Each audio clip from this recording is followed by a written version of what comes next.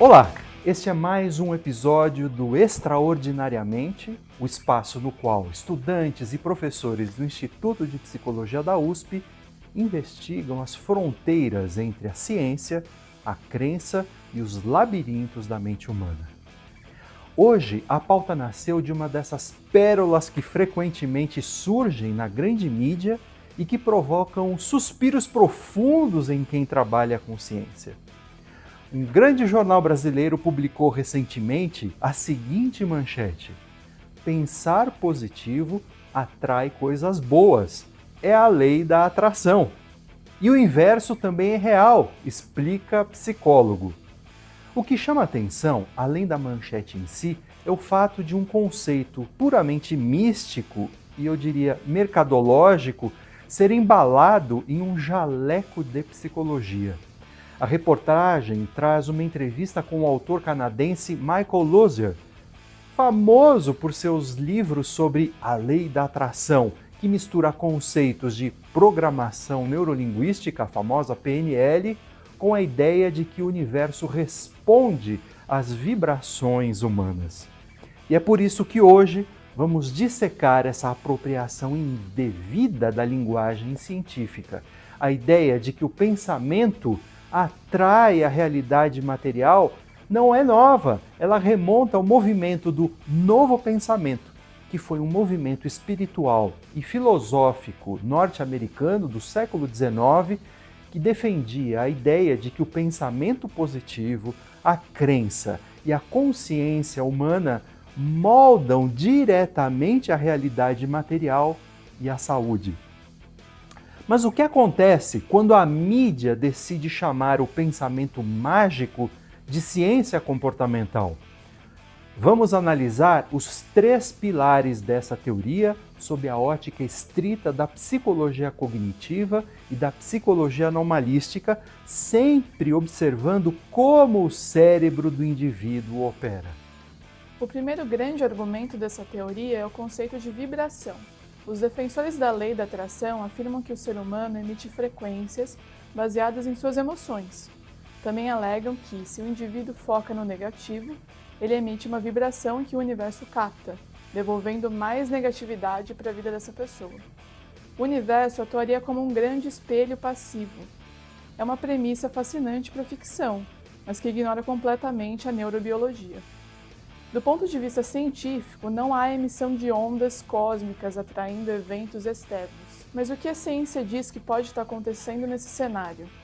Basicamente, 2 fenômenos: a atenção seletiva e o viés de confirmação, mediados por uma estrutura cerebral chamada sistema ativador reticular ascendente. O cérebro humano é uma máquina espetacular de reconhecimento de padrões e de economia de energia. Quando o indivíduo decreta que o dia será terrível, ele cria um modelo mental.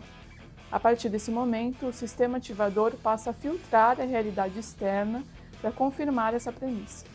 Ou seja, se essa pessoa encontrar um semáforo verde, o cérebro ignora, pois essa informação não serve ao modelo.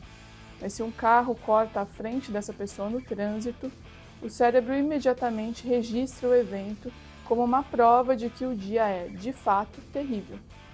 O universo não enviou um motorista imprudente por causa de uma vibração negativa.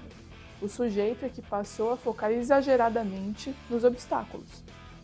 É a velha apofenia, ou seja, a tendência humana de enxergar conexões significativas entre eventos que são inteiramente aleatórios. Avançando na teoria, encontramos a influência da PNL, que ensina uma verdadeira fobia à palavra não. Defensores dessa ideia afirmam que a mente e o universo não processam a palavra não. Logo, se um sujeito diz não quero falhar, o universo escutaria apenas falhar, o que providenciaria o fracasso. Aqui vemos uma distorção irônica de um fenômeno cognitivo real que foi transformado em magia vocabular. A psicologia cognitiva explica por que o foco na afirmativa é mais eficiente, mas a explicação não tem nada de esotérica. Trata-se dos fenômenos de carga cognitiva e do enquadramento. Para o indivíduo processar a frase "não pense em urso branco", o cérebro precisa executar 2 tarefas exaustivas. Primeiro, gerar e sustentar a imagem mental do urso branco. Segundo, acionar um mecanismo de inibição para tentar apagar essa mesma imagem. E isso remete à teoria dos processos irônicos do psicólogo Daniel Wenger. Ficou demonstrado em laboratório que a tentativa deliberada de suprimir um pensamento faz com que esse pensamento retorne com mais força ainda à consciência do sujeito. Portanto, quando a pessoa foca excessivamente em não querer adoecer ou não querer falhar, ela mantém os conceitos de doença e falha ativos na memória de trabalho. Isso gera ansiedade e comportamentos desajeitados, o que muitas vezes causa a própria falha, criando a clássica profecia autocumpridora. Mais uma vez, não há atração cósmica, apenas um cérebro sobrecarregado sabotando a própria performance motora e emocional do sujeito. Chegamos então ao ponto mais crítico da manchete e de longe o mais perigoso, a afirmação de que o inverso também é real. A promessa de que reclamar ou sofrer atrai punições do universo. Esse é o momento em que a pseudociência deixa de ser apenas uma curiosidade inofensiva e passa a ser uma ferramenta de crueldade psicológica. O que se observa aí é a legitimação do que é chamado de positividade tóxica e uma hiperresponsabilização do indivíduo pelo acaso. A lógica inerente a essa teoria é implacável. Se o sujeito atrai a própria riqueza e saúde por meio de bons pensamentos, qual é a conclusão lógica para uma pessoa que nasce na extrema pobreza ou que recebe um diagnóstico de uma doença autoimune severa? A conclusão nefasta é que a culpa seria da própria vítima. Como afirmam alguns coaches bem conhecidos no Brasil, a pessoa estaria vibrando na escassez ou na doença. O modelo desconsidera totalmente determinantes sociais, desigualdades econômicas, genética, ambiente e o caos inerente à existência humana. É um neoliberalismo aplicado à metafísica, no qual cada indivíduo se torna o responsável absoluto pelo próprio destino cósmico. E do ponto de vista clínico, a imposição desse otimismo compulsório é uma receita garantida para o adoecimento. A psicologia baseada em evidências, especialmente em abordagens contextuais, mostra que a evitação experiencial, ou seja, a tentativa de fugir a qualquer custo de emoções difíceis, é um dos principais fatores na manutenção da depressão e dos transtornos de ansiedade. A raiva, o luto, a tristeza e as frustrações são respostas humanas normais e altamente adaptativas. Elas sinalizam ao organismo que há limites sendo cruzados ou perdas que precisam ser elaboradas.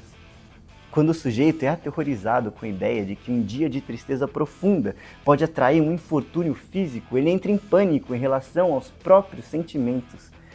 O indivíduo precisa passar a policiar a própria mente, mascarando o sofrimento com sorrisos vazios. Para concluir essa análise, cultivar uma atitude esperançosa e resiliente é, sem dúvida, benéfico para a saúde mental. O otimismo moderado melhora a regulação do estresse e estimula a proatividade.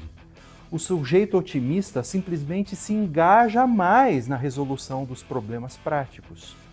Mas esse otimismo realista não tem absolutamente nada a ver com fechar os olhos, não olhar para cima, evitar a palavra não e esperar que o universo entregue soluções em uma bandeja vibracional.